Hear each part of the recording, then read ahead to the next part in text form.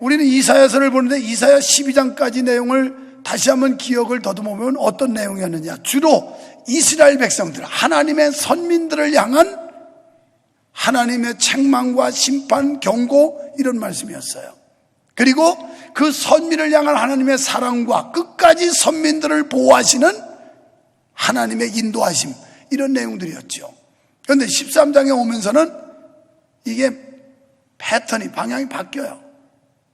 그러면서 성격이 바뀌는데, 여기서는 어떤 나라냐, 당대에 아주 최강국이었던, 그래서 이 나라야말로 아주 거대 왕국으로서 온 세상을 좌우할 만큼 이 막강한 나라, 이런 나라에 대한 심판을 말씀하고 있는데요. 그런데 그때만 해도 지금 이사야가 경고하는 이 시대에 바벨론이라고 하는 나라가 그렇게 급부상했거나 패권을 잡은 그런 때가 아니었습니다. 그때만 해도 아수르라고 하는 나라, 이 나라가 강력한 영향력을 행사할 때였어요. 그런데 지금 이 본문의 말씀은 아직 부상되지도 않은 바벨론을 향해서 예언하고 경고하는 내용이에요. 여기서 우리가 느낄 수 있는 건 뭘 깨달아야 되냐면, 이 하나님의 심판이라고 하는 건 하나님의 경륜 속에 주도권이 하나님이 가지고 있다는 것을 보여주고 있는 거예요. 그러니까 경륜은 하나님의 예정하심, 하나님의 계획, 이런 거라면 섭리는 하나님의 역사, 일하심, 이거거든요. 그래서 섭리와 경륜이라고 하는 그런 용어를 교회에서 많이 듣게 될 겁니다. 그래서 하나님의 주도권, 하나님의 주관하에 이 심판이 이루어진다는 거예요. 그래서 이 바벨론이라는 나라는 역사적으로 우리가 아는 것처럼 대단했던 나라 아닙니까? 그래서 바빌로니아 문화라는 게 전 세계에 이게 발생을 해서 전파될 정도로 이런 막강한 나라였어요. 그런데 이 나라에 대해서 아직 부상하지 않은 그 바벨론에 대한 하나님의 심판의 경고를 본장에서 하고 있는 겁니다. 우리는 이 말씀을 나누면서 여기서 하나님이 주시는 이 시대의 하나님의 음성, 또 우리에게 어떤 영적인 교훈을 주고 있는지, 이것을 살펴보면서 은혜를 받고자 하는 것입니다. 먼저 하나님의 심판은 하나님이 주도하신다는 사실입니다. 1절에서 보면 아모스의 아들 이사야가 바벨론에 대하여 받은 경고라. 그러니까 이 말씀은 이사야가 전하는 메시지의 사실성과 역사성을 강조하고 있는 겁니다. 그런데 이 경고라고 하는 단어는 마사라는 히브리어인데, 이 뜻은 어떤 뜻이냐면 고통스럽고 무거운 짐을 가리키는 거예요. 그러니까 경고라고 하는 건 말하는 사람도 고통스럽고 굉장히 부담스럽고, 듣는 사람도 듣자니 고통스럽고 부담스러운 거예요. 이게 경고라는 겁니다. 오늘 교회에서 이런 경고를 들어야 되는데, 사실 이런 경고의 메시지는 전하는 사람도 전하고 나서 왠지 마음이 찜찜하고 무거워요. 사실 그냥 좋은 소리, 축복 받으세요, 은혜 받으세요, 잘 될 거예요, 형통하세요, 이런 얘기만 하면 기분 좋은데, 이거 여러분 이래 하면 망합니다, 정신 차리세요, 똑바로 하세요, 막 이런 얘기하면 설교하고서도 왠지 모르게 마음이 부담스럽고 무거워요. 들은 여러분은 어때요? 아이고 목사님 좋은 얘기만 해도 모자란데 왜 저렇게 우리를 두드려 패는지 모른다고. 어떻게 보면 지금 이사야가 하는 이 경고의 메시지가 바벨론이라는 나라를 상대로 했지만, 오늘 우리를 향한 주의 음성으로 들을 때 굉장히 부담스럽고 불편하고 무거운 메시지일 수 있다는 거예요. 이게 경고입니다. 마사라고 하는 히브리어의 뜻이에요. 그래서 나훔 1장 1절에 보면 니느웨에 대한 중한 경고, 이렇게 말했어요. 니느웨에 대한 중한 경고, 곧 엘고수 사람 나훔의 묵시의 글이라, 그렇게 말씀합니다. 이게 어떤 중한 경고였어요? 우리가 아는 대로 니느웨 도성이 아주 사악하고 패역하고 타락하고, 그래서 하나님께서 니느웨를 심판하시기로 하죠. 불로 심판하겠다.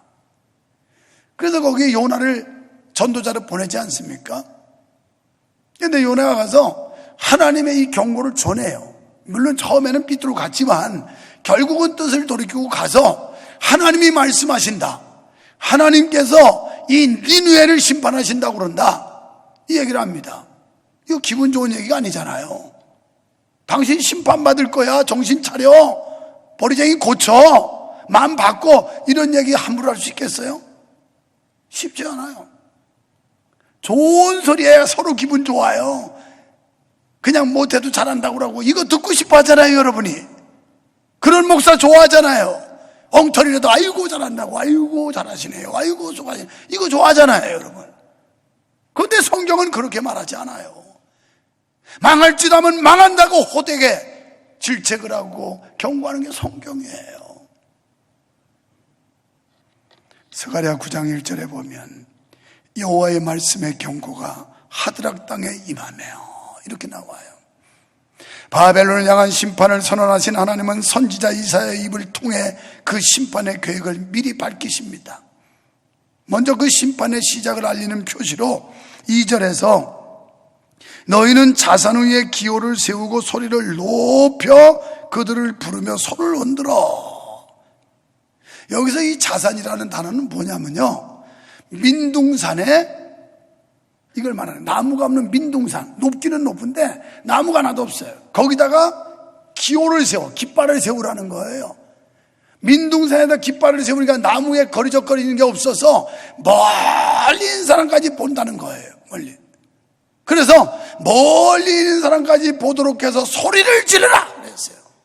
들리게 하라는 거예요. 들리게 하라는, 이 심판을 알리라는 거예요. 놀랍지 않아요? 만약 당대에 이 바빌로니아라고 하는 나라에만 해당된다면 이걸 높이 들 필요가 없어요. 그런데 이걸 높이 들어서 바벨론 시대뿐이 아니라 오늘 신약 시대, 은혜 시대에 살아가는 우리들에게까지도 이것을 알리라는 거예요. 하나님의 경고를. 그러기에 이 말씀이 생명의 말씀이지, 구약 시대 바벨로니아 시대에 끝났다면 구약은 떼버려야 돼요. 우리 시대에 왜 이거 두껍게 읽기도 힘들게 들고 다녀요?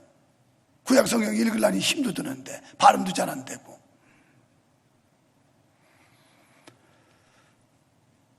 여러분, 하나님은 이 기호를 통해 자신의 명령을 받을 군대를 친히 동원하실 것이라고 말씀합니다. 그러면서 존귀한 자의 문에 들어가게 하라, 이런 말씀을 하죠. 존귀한 자의 문에 들어가게 하라. 바벨론 군주나 장군들이 지배하는 성문에 들어가 그 땅을 정복하게 된다는 의미예요. 결국 바벨로니아라고 하는 이 나라가 패권 국가라서 대단한 힘을 가지고 있었지만 결국 그 나라도 망한다. 하나님이 심판한다. 이런 뜻이거든요. 특별히 하나님은 당신이 특별히 구별한 자를 택하시고 그들로 존귀한 자의 문을 쳐들어가라고 명하십니다. 여기서 알아야 될 것은 바벨론을 공격했던 메대와 바사나라는 나라인데 이 나라가 거룩한 나라냐? 그렇지 않아요. 그런데 왜 이런 표현을 썼을까? 하나님의 거룩한 일에, 하나님의 거룩한 역사에 쓰임받기 때문에 거룩한 나라라고 호칭한 거지 그 나라 자체가 거룩한 게 아니에요. 영적으로 말씀드리면 우리가 뭐 거룩한 사람들입니까? 얼마나 흠이 많고 죄가 많고 흉악한 사람들이에요. 그런데 하나님께서 우리를 거룩하다 하시고 거룩하다 쓰시기 때문에 성도가 된 거지, 우리가 애초부터 성도가 아니에요. 또 성도가 될 만한, 호칭받을 만한 자격이 있는 것도 아니에요. 다 흉악한 죄인들이에요. 흉악한 죄. 겉은 번지르하게 앉았지만 아주 흉악해요. 흉악해. 그런데 하나님께서 우리를 거룩하다 하신 거예요. 이게 하나님의 놀라운 은혜예요. 이게 하나님의 은총이고 말이에요. 그렇습니다. 하나님은 언제든지 당신의 심판을 실행하기 위해서 심판의 도구로 사용하실 나라, 백성 또는 인간 도구를 언제라도 하나님은 쓰실 수 있는 분이라는 거예요. 그래서 우리는 그냥 하나님의 그 역사 앞에 찬양과 감사와 영광을 돌릴 뿐이에요. 로마서 11장 36절에 이는 만물이 주에게서 나오고 주로 말미암고 주에게로 돌아감이라 영광이 그에게 세세에 있으리로다. 아멘. 우리는 하나님 앞에 감사와 찬양과 영광을 돌릴 뿐입니다. 두 번째, 하나님의 심판은 이중적인 성격을 지닙니다. 이사야는 바벨론에 임할 환란의 때를 여호와의 날이라고 6절에 말씀해요. 너희는 애국할지어다. 여호와의 날이 가까웠으니 전능자에게서 멸망이 임할 것임이라. 멸망의 날, 종말의 날, 이 날이 임박했다는 거예요. 이 날은 하나님이 이 역사를 심판하시고 작정하시고 결행하신 날을 가리키는데, 여호와께서는 지상의 악을 심판하시고 겸손한 자를 구원하시려 임하시는 그 날을 가리키는 거예요. 그러니까 바벨론 심판으로 끝나는 게 아니라 이것을 통해서 우리에게 주는 영적 교훈은, 여러분, 종말이 올 때 두 가지 양상이 일어날 겁니다. 그러니까 주님을 믿지 않고 불신앙에 빠졌던 사람들은 영원한 형벌로 들어가는 무시무시한 심판, 우리들처럼 예수 믿고 하나님의 자녀된 사람들은 영광의 나라, 축복의 나라, 소망과 평화의 날에 들어가는 그 기쁨과 감격, 두 가지의 양상이 드러난다는 거예요. 이게 바로 이중적 성격을 가졌다는 거예요. 똑같은 하나님의 심판의 날에 사람에 따라 달라지는데, 예수 믿는 우리는 환희의 날이에요. 그래서 영광의 그 나라, 들어가는 기쁨의 나라인 반면에, 그렇게 믿으래도 고집부리고 안 믿고 불신앙에 빠진 사람은 영원한 지옥불에, 형벌에 떨어지는 순간이에요. 무시무시하죠. 요한계시록 말씀대로라면 유황불이 지글지글 끓어오르는 데인데, 아이고 목사님 뭐 거기 들어가서 끝나면 되는 거죠. 안 끝난다니까요. 육체는 아무것도 아니에요. 죽으면 그냥 태워버리면 끝나지만 영혼은 불멸해요. 그런데 영혼이 있으면 의식이 있고 다 고통을 느끼게 돼 있어요. 여기 영혼이 없으면 이거 아무것도 아니에요. 꺾어도 모르고 태워도 모르고 아무 반응도 없어요. 영혼이 있을 때만 희노애락을 느끼게 되는 거예요. 그래서 우리 영혼은 영원한 것인데, 이때 이 심판의 날이 오면 지옥 갈 백성들, 무시무시한 징조들을 보게 된다는 겁니다. 여러분, 이 날은 누구도 피할 수 없어요. 누구도 대항할 수 없어요. 그래서 7절에 보면, 그러므로 모든 손이 피곤하며 각 사람의 마음이 녹아내린다는 거예요. 마음이 얼마나 무시무시한지 마음이 막 녹아내려요. 무섭지 않습니까? 생각만 해봐도. 그런 곳을 가고 싶으세요? 그런 지옥 가고 싶으세요?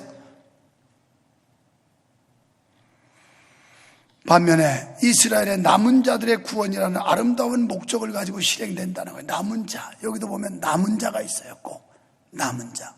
앞서서 12장에서 우리가 말씀을 살펴본 대로 남은 자, 이 남은 자의 은총, 남은 자의 축복, 이게 엄청난 거예요.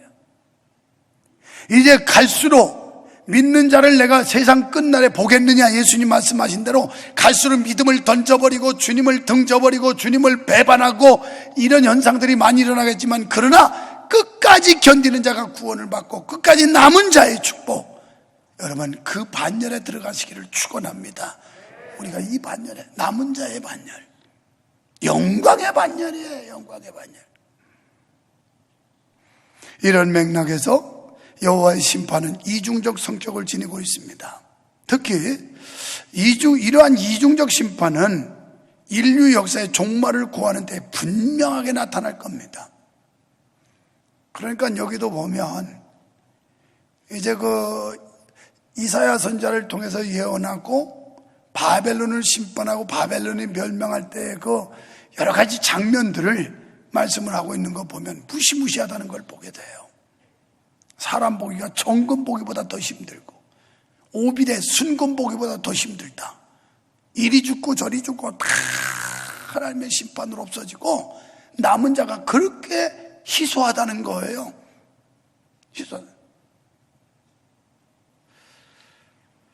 데살로니가전서 5장 2절에 보면 주의 날이 도적같이 온다고 그랬어요.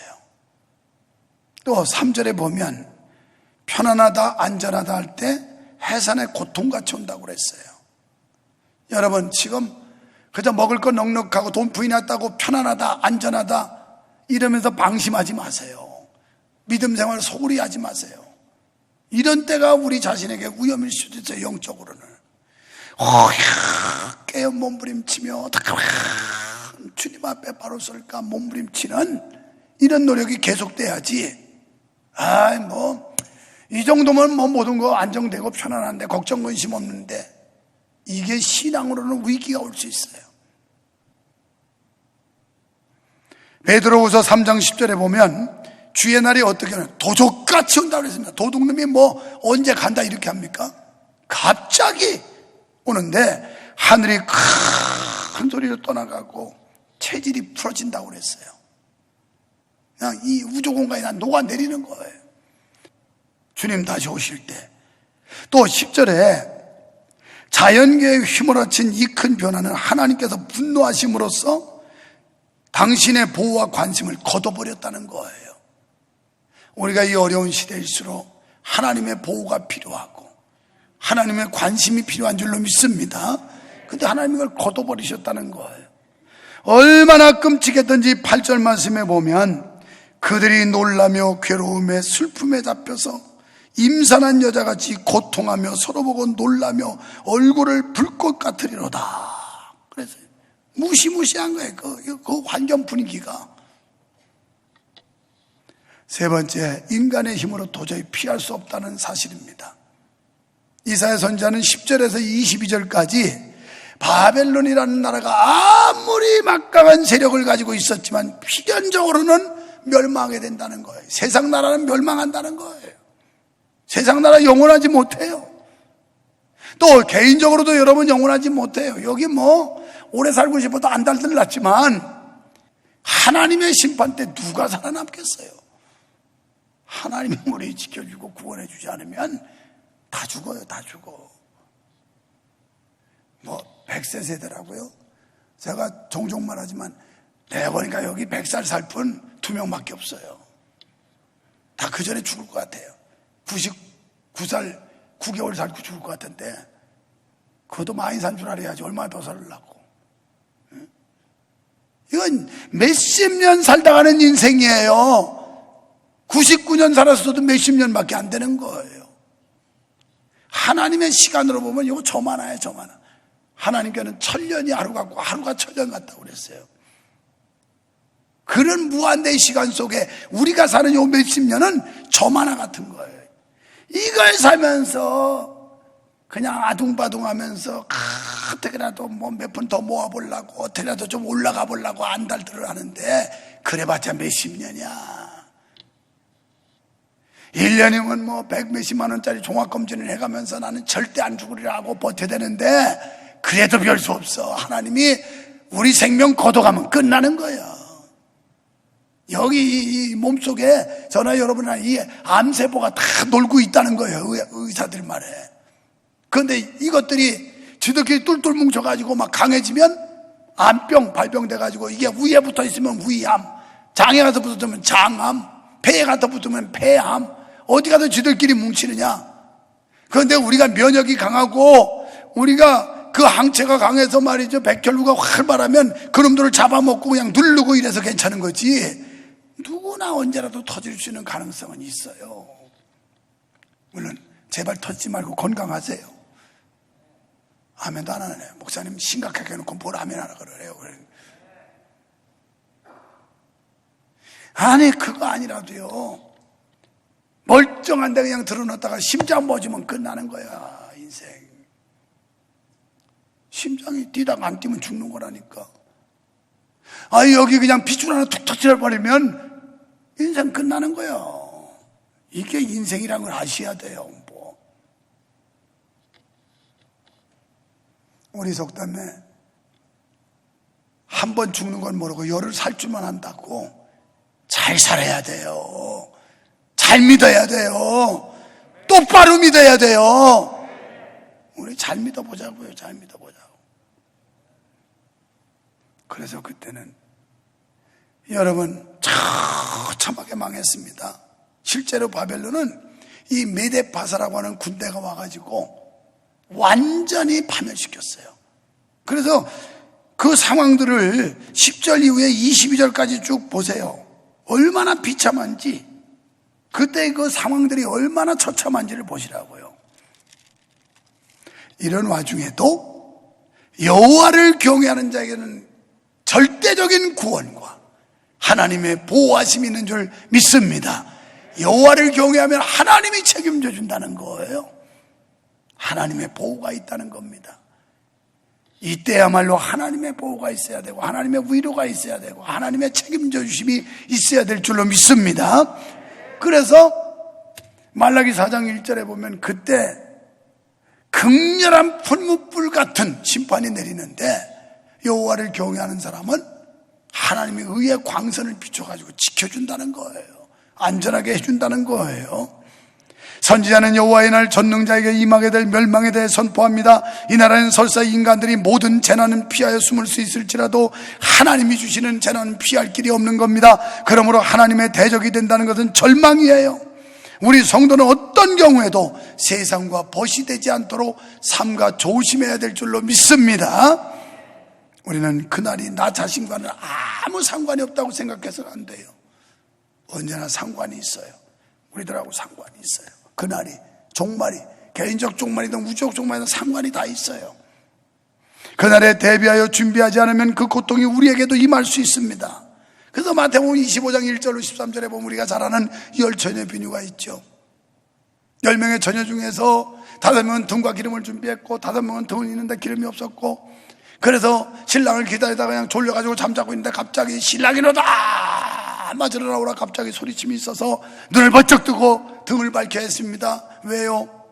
이스라엘 문화는 밤중에 결혼하기 때문에 이 사람들은 밤중에 신랑이 오면 등불을 가지고 맞이하는 풍습이 있는데, 그래서 등을 켜야 되는데 기름을 가졌던 사람들은 등을 밝힐 수 있었지만 등은 있지만 기름이 없었던 미련한 5처녀는 이거 허겁지겁 우왕지왕 허둥보둥 막 이러다가 그거 나눠 쓸 수도 없고 시장 가서 사오고 그러고 와보니까 이미 혼인잔치 문은 닫혔더라.